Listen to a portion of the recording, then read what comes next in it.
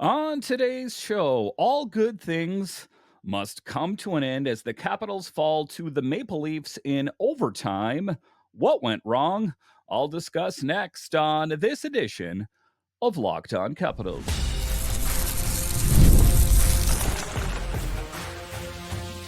Your Locked On Capitals, your daily podcast on the Washington Capitals.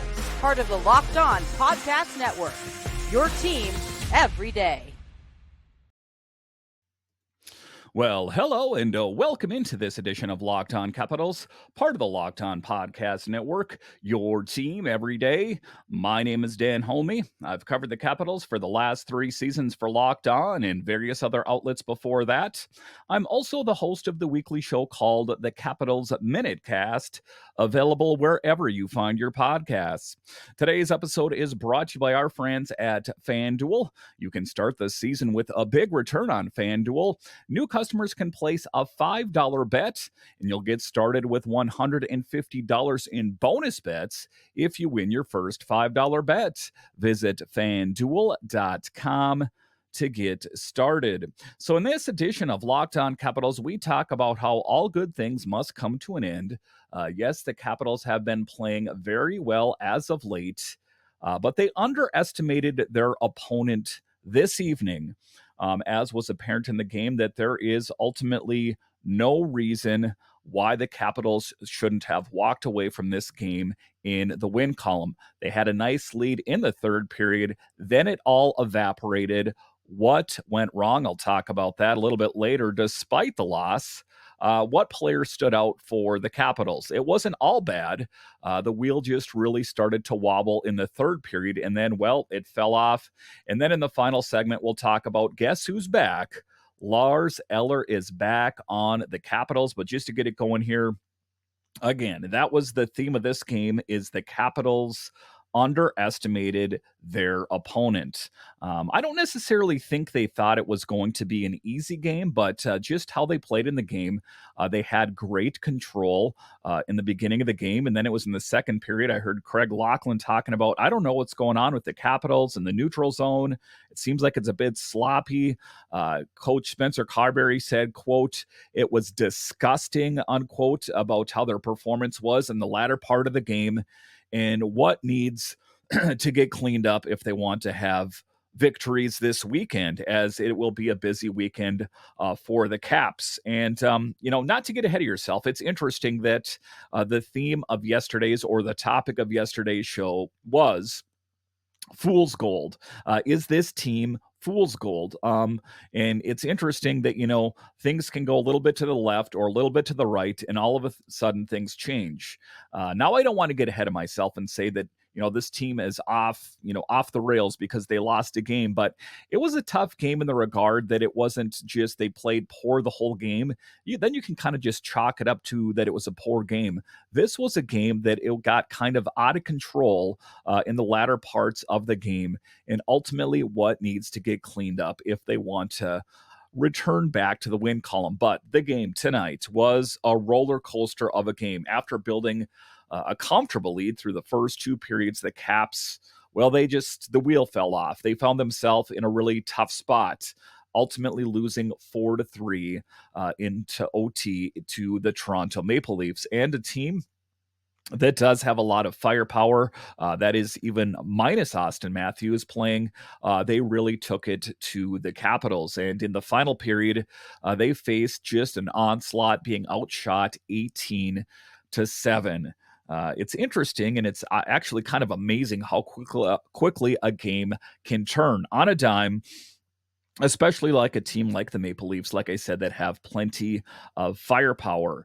And they ultimately made the Capitals play. I was watching the game, going into the third period, thinking to myself, they got it. I'm going to be able to talk to everyone about another great victory. That wasn't the case. And the key moments in the game, Toronto made a strong comeback. They had the pushback. They had that tenacity. And at the end of the day, they had the will to win with goals from Nylander and Mitch Marner. The last-minute equalizer by Marner on a power play truly shifted the momentum in the Maple Leafs' direction, especially after that key penalty by Nick Dowd. And he had it rough as well as he took that puck and kind of hit it off his nose area. There were goals that were washed out. This game had a little bit of everything. I think the officiating played a role in this game as well, for the good and the bad in this game ultimately. And it's kind of my thing. I never like to blame officiating, but it was a game that had a little bit of everything. But let's talk about here next about a standout performance again by Logan Thompson. It should come as no surprise.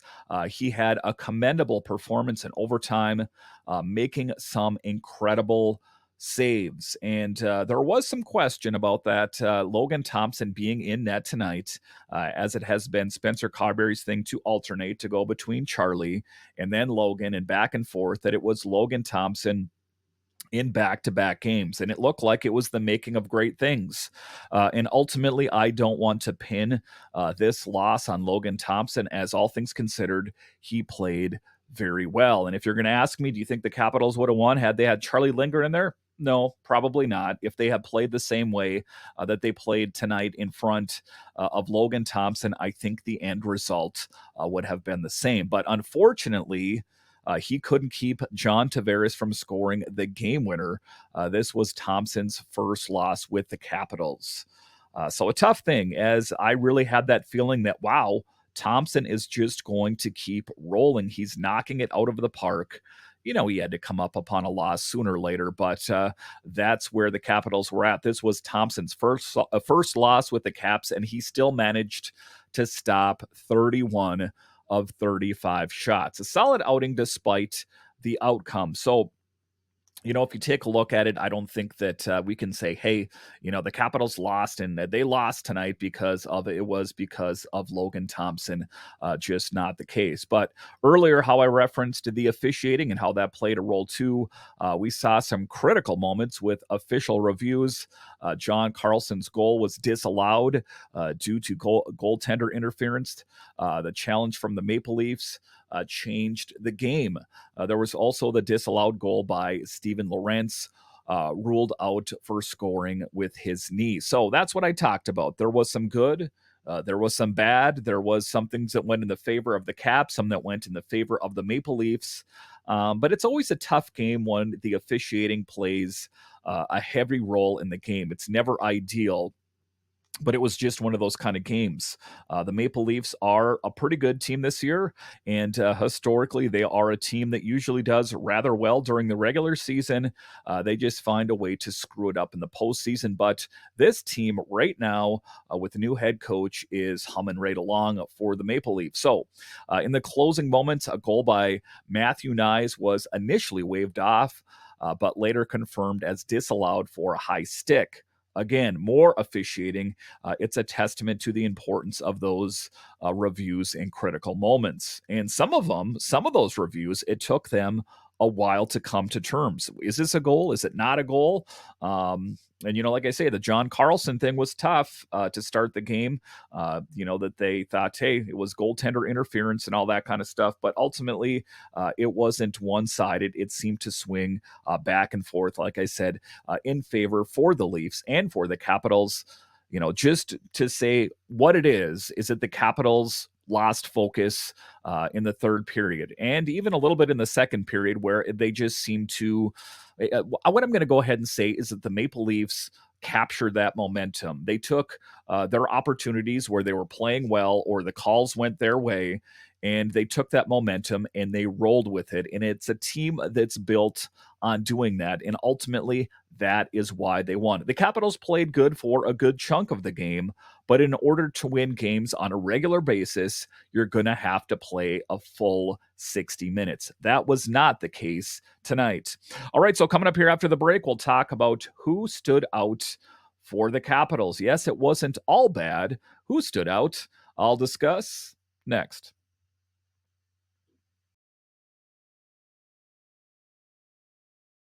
Get ready to tackle the NFL action with FanDuel, America's #1 sportsbook, because right now new customers can bet $5 and get $150 in bonus bets if you win. The FanDuel Sportsbook app gives you everything you need to place live bets on the NFL all in one place. So when you get a hunch in the middle of the game, you can check out the latest stats, view live play-by-play, and so much more on the same page where you place your bets. And there is a lot of football that's played on any given Sunday or Monday or Thursday. And some of those games you're into, some of them you're not.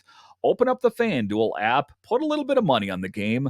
All of a sudden, they got that much more exciting. So just visit fanduel.com to join today. You'll get started with $150 in bonus bets if you win your first $5 bet. That's fanduel.com.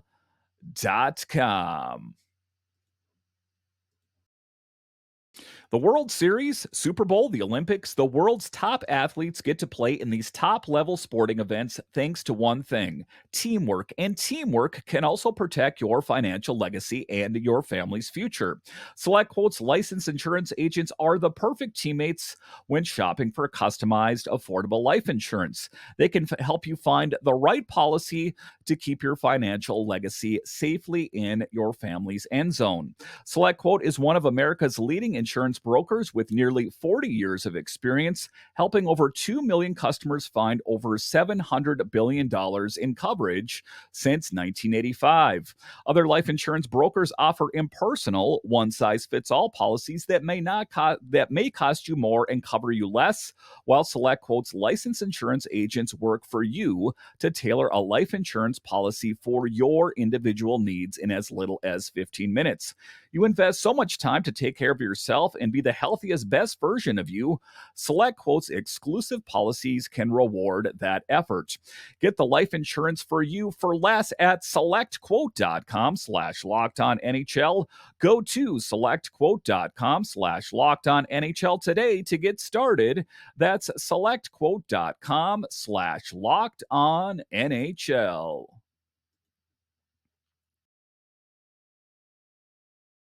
All right, welcome back into this edition of Locked On Capitals, part of the Locked On Podcast Network.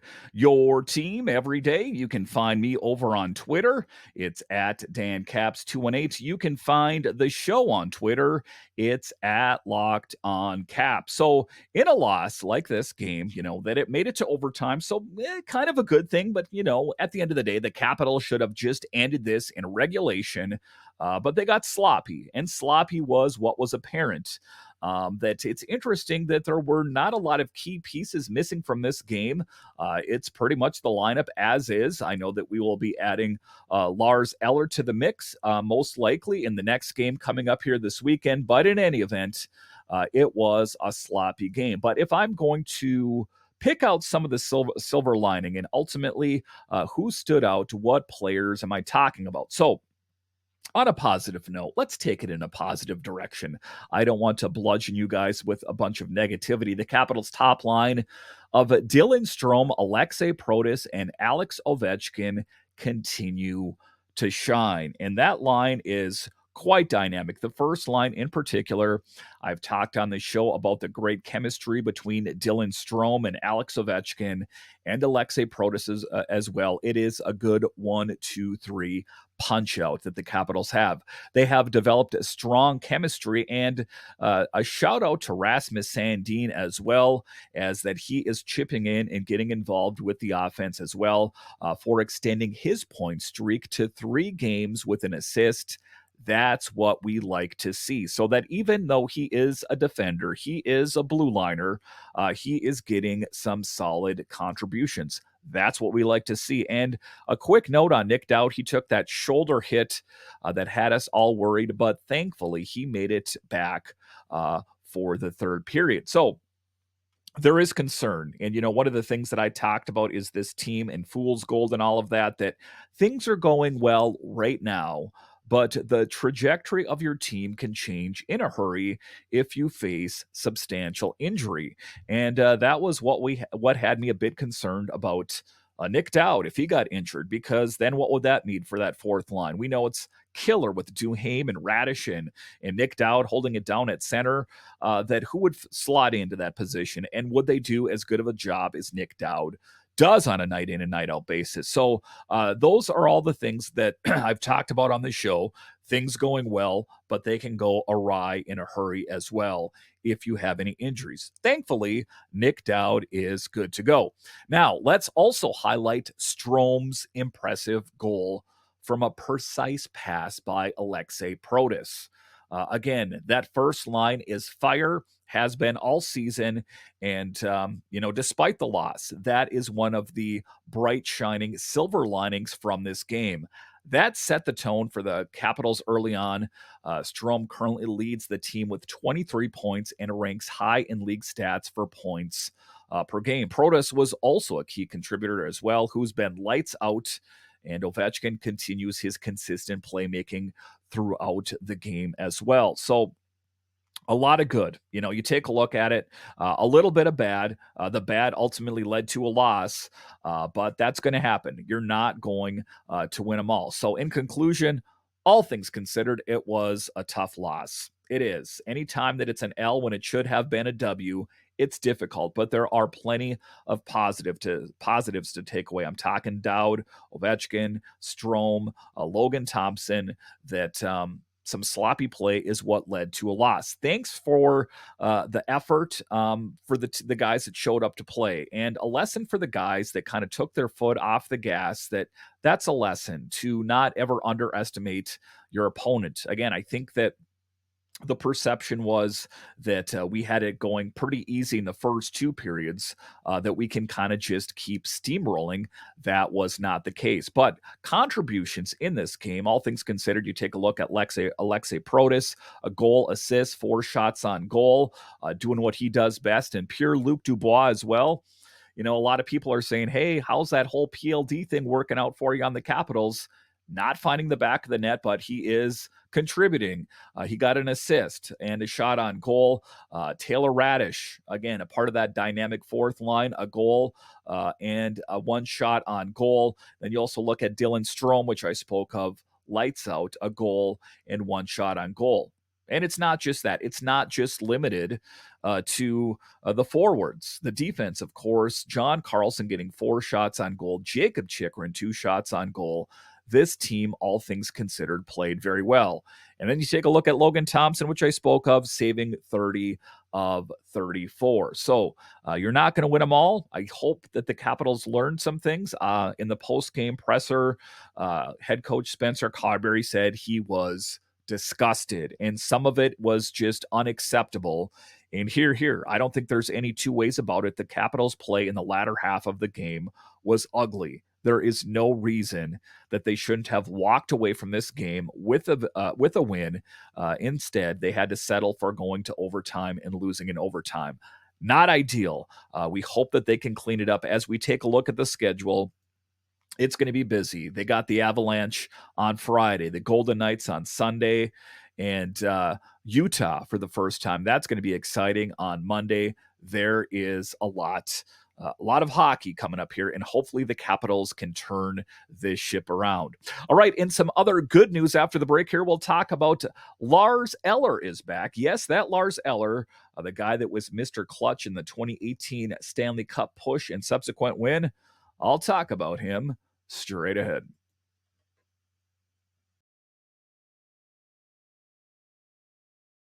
Prize Picks is the best place to get real money sports action. With over 10 million members and billions of dollars in awarded winnings, Prize Picks has made daily fantasy sports accessible to all. You just pick more or less on at least 2 players for a shot to win up to 100 times your cash. Run your game all season long on Prize Picks. You can now win up to 100 times your money on Prize Picks with as little as 4 correct picks. Prize Picks is the only real money daily fantasy platform with injury insurance policy, so your lineups stay in place even if one of your players gets injured. If your player leaves in the first half and doesn't return, Prize Picks keeps your lineups live. Sign up today and get $50 instantly when you play $5. You don't even need to win to receive the $50 bonus. It's guaranteed. Download the app today and use code LOCKEDONNHL to get $50 instantly after you play your first $5 bet. That's use code LOCKEDONNHL to get $50 instantly after you play your first $5 lineup bet. Prize Picks, Run your game. All right, welcome back into this edition of Locked On Capitals, part of the Locked On Podcast Network, your team every day. So there is a lot of excitement, and excitement is what I'm looking for as I look at my computer and am recording this at midnight Eastern. That stayed up late to watch the game and let down. I'm not going to lie to you, a little bit let down. I really thought the Capitals had it in the bag, that they were going to win. So I'm going to talk to you, and I'm going to conclude in this segment here with some positivity, as I think that everyone that's listening or watching to this show is pretty happy that Lars Eller is a Capital yet again, answering a lot of the questions about that third line center position and what he means for this team. So the Capitals did officially announced the acquisition of center Lars Eller from the Pittsburgh Penguins. And in the pregame, I guess it was in the first intermission, they were talking to Lars Eller with Al Koken, and he said that he was surprised that he was at dinner with his teammates and he got a call from the GM and said that he had been traded. But then when he found out where he was being traded, he was happy about it, as it's all a part of the game. Playing with the Canadiens, playing with the Avalanche, playing with the Pens. But back to what I think he reveres as home. Tom Wilson as well. A lot of the Capitals players that have been here quite some time are happy that he's back. And this marks the return, like I said, of the beloved figure and pivotal player from the Stanley Cup win in 2018. In the deal. So what are the Penguins getting? The Capitals are sending a third-round pick in 2027 and a fifth-round pick in 2025 back to the Penguins. And what is that about is that I think that team is starting their rebuild phase and kind of has been going on a little bit, but I think they're going to hit it a little bit more in earnest, just given the fact that they are not quite where they want to be. So now, while it's great to have Lars Eller back, it is. He was not in the lineup tonight. Probably would have helped. But Scarbosa being sent down to Hershey, it also looks like LaPierre is going to have a more limited role, or potentially sent to Hershey. That remains to be seen. But it's not about having favorites, and I of course, like Hendrix LaPierre's game, but like Alan May said to start the game in the pregame, that he's not moving his legs as well as he did last year. That when you move your legs really well, great things happen. And he just seems to not have quite that jump in his step that he had last season. So this move in general really boosts our center depth, especially that third line center, especially since there's been a lot of uncertainty. We've seen LaPierre in there. We've seen Scarbosa have a kick at the can. Ultimately, Lars Eller answers those questions. But LaPierre has been working hard, just not getting the results. But he's been finding it tough to hit his stride lately.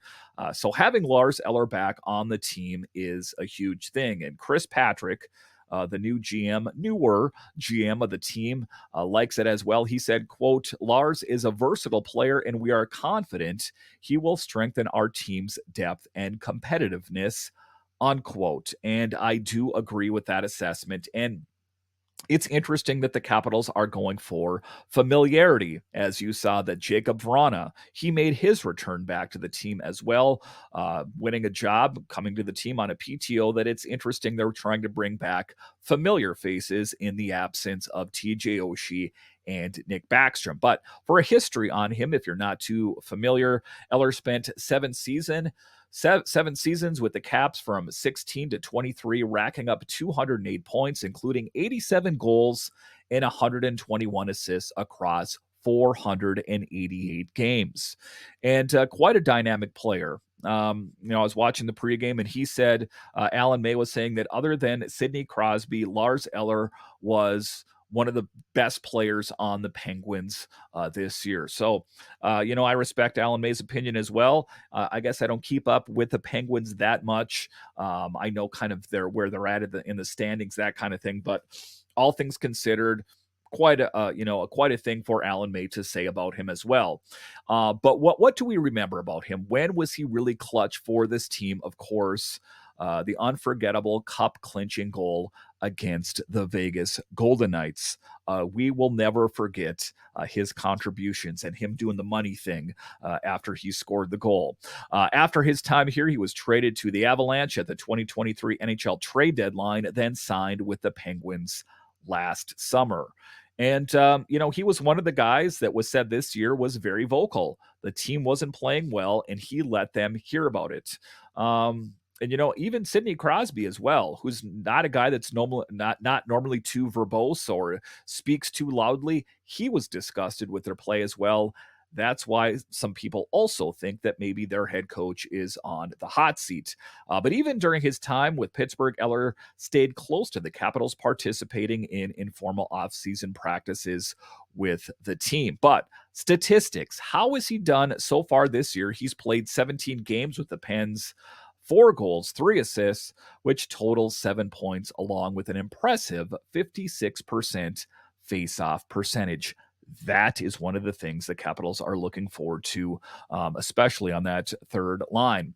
Ella brings solid puck management skills and can log significant minutes on the ice. It's not just that. He's known for his ability to contribute on the PK and win crucial puck battles, adding further depth. Looking forward to it. I think that he is the missing piece. The third line has a lot of questions. It's still the Milano Verona thing going on. Mangiapane is the constant on that third line, but it is huge for our offensive output, which has really seen an uptick this season. So excitement abounds. Despite the loss, there is some good news. Lars Eller is back on the team, and just trying to brush that loss off. That's all you can do at the end of the day. A tough loss. Let's hope they can turn it around and pick up some big wins this weekend. All right. Once again, I want to thank you for joining me on this edition of Locked On Capitals and making it your first listen of the day. For your second listen, find Locked On Fantasy Hockey. Become a fantasy hockey expert and get the edge over your league mates with daily tips from Steal and Flip. Find Locked On Fantasy Hockey on YouTube or wherever you listen to podcasts. All right. Once again, I want to thank you for joining me on this edition of Locked On Capitals, part of the Locked On Podcast Network, your team every day. My name is Dan Holme, and I'll talk to you again next time.